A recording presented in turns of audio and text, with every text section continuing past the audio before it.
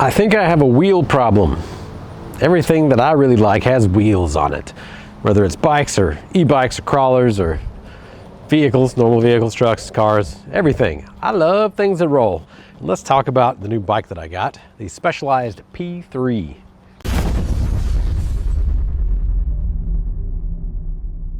So you may or may not know this, but I grew up riding BMX and mountain bike and street and dirt jumps and all kinds of stuff.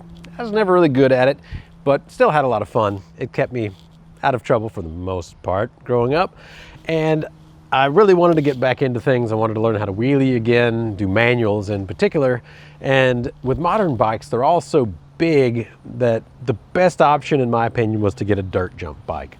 And I have my old dirt jump bike from 2001, and I'd like to compare them and just kind of show how technology changes. So let's get out the old bike first. This is a 2.4 Bicycles LeToy 2, made in Canada. So this was originally a dual slalom-ish bike, dirt jump, street trials, they called it. And I wanted to show you the stiffness and ride it around, but it's got a Presta valve on the front, and I realized we have no Presta valve adapters here, so unfortunately I'm not going to be able to do much. I let out all the air by trying to get a pump on there, but it's got a BMX, like old school press-in BMX bottom bracket, runs profile cranks on here. You can see I've got some really old polycarbonate pedals. It has the Dirt Jumper 1, Marzocchi Dirt Jumper 1 on the front. Beefy for the time. I had actually broken their previous offering, and this was a replacement that they sent me. I broke it by landing backwards downstairs, and it the stanchions came out, or the tubes came out of the stanchion. It was luckily I didn't get hurt. But this bike, old school stuff, QR20. It even has the quick release on the bottom here. Really bad idea. They had a lot of issues with those, not only the breaking of the castings there, but these coming loose while you were riding. I had one break because of that. Let's see, 135 millimeter rear, but it's just like a threaded axle, normal 10 millimeter threaded axle. So you can see I've got a peg on there and just some Hayes disc brakes. Don't judge me for having to sell an Italia seat on here. I used to work at a bike shop. So kind of an interesting slack geometry bike. It fit 26-inch wheels, but I put a 24 on the rear because I like to manual and jump and bunny hop and do all that sort of stuff. 34 pounds of beefiness. The frame is heavy. There's really no good way to make this lighter except for putting on maybe some aluminum cranks, but I rode it with aluminum cranks for a while, and let me tell you, aluminum frame plus aluminum cranks on a hardtail riding the street, it hurts. It hurts. There's no cushion for the pushing with this sort of setup, but I rode this for so long. I mean, even just I want to try some peg manuals, but no, the tires can't pump them up. Also converted this into an e-bike at one point in time, but fun bike, super fun bike. However, can't even really get parts for this anymore. Unfortunately, just the way that things go. I mean, I can probably get an 1.1/8" headset still, but otherwise it's outdated. So if I wanted to upgrade it, there's not much I can do. Maybe there's still some stuff available out there, but I don't know. My lookings, it was going to be impossible to build it up anything much lighter than what it was. And compare that to today's new offering of a dirt jump bike. Only 26 pounds. Now, I don't have a dropper post on here yet. Of course, back in those days, dropper posts weren't even invented, but it's so light, and it's just so light. Aluminum frame, just like that one, but this one's hydroformed instead of just being, you know, super beefy. It also has a Marzocchi dirt jumper on there. And of course the new stuff, it is air just like that one, but I can change my settings from practically locked out to super soft. And instead of being QR20, it is 15 by 1 10 millimeter axle front. I do think that's what it is. Now, I don't have nearly as nice of a front brake. This came with a Tektro 180 millimeter disc instead of the 203 that I've got on the front of that, and I haven't bedded it in yet, so it doesn't really stop well yet. I need to spend a little bit more time getting this to bed in. It's getting there. And single speed, just like that one, single speed. I would really like to have multi-speed on this because I want to be able to ride to campus and then do my street riding. But, you know, one thing at a time. First, I got to get my lower back strong enough to do wheelies and manuals again.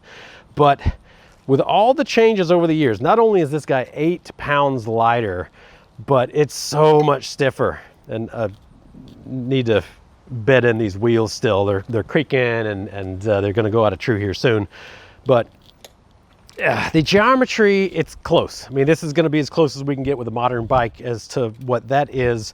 Rear end is a little bit longer. That one, of course, was made for dual slalom-ish, so it's going to be pretty tight rear end. This one will fit at a 27.5. It's got a 26 on it. The P4 version actually does come with the 27.5s on there, whereas the P3 is 26s. But it did come with a separate dropout, or whatever you want to call it, so that we could do a geared system later. And this one is, I think it's a 13 on the back, but this has boost spacing on the rear, so it's what, 12 by 143 or 142 or whatever it is, combined with the different bottom bracket style. So this is the update of modern mountain bike bottom brackets. So for stiffness, we have, is this external cups? This isn't external cups actually, or is it? I don't know. Everything has changed so much on mountain bikes. It's stiffer, whichever way it's sliced, it's so much stiffer. The fork's lighter, the fork is stiffer. We've got the, you know, tapered 1.1 inches on top, 1.5 inches on bottom. As you can see, the head tube on this guy is just so much more substantial. That adds up a lot of stiffness. You get more here, you get more width. You just, everything. I mean, technology changes, and this literally 25-year difference in a bike build here. Maybe that Dirt Jumper 1's a couple years less than 25 years old, but it's amazing how much technology has changed on this. And I wish I could hop on and show you some fancy tricks yet, but I am not quite in shape. But it's so short and tiny. It's just such a little bike. It's gonna be fun. It's gonna be super fun. And sorry for the noise of this flopping around, I'm sure. Or maybe I can go up here. Let's see if I still have any tricks left in my body. I'll try not to hurt myself. Lock-on grips that are actually locked on fairly well. Single bolt, interesting. It's looks like the grips are all molded into one.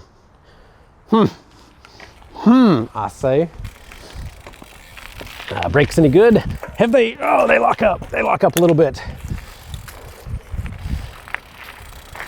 We'll see how the geometry is. It's tiny. It's such a tiny bike. Yeah, well, I'll go have fun with it. Maybe y'all are still into bicycling. Maybe you got some hobbies from childhood that you're trying to get back into, and that's where I'm at. Of course, it's a good exercise, but on top of that, going back to keeping me out of trouble.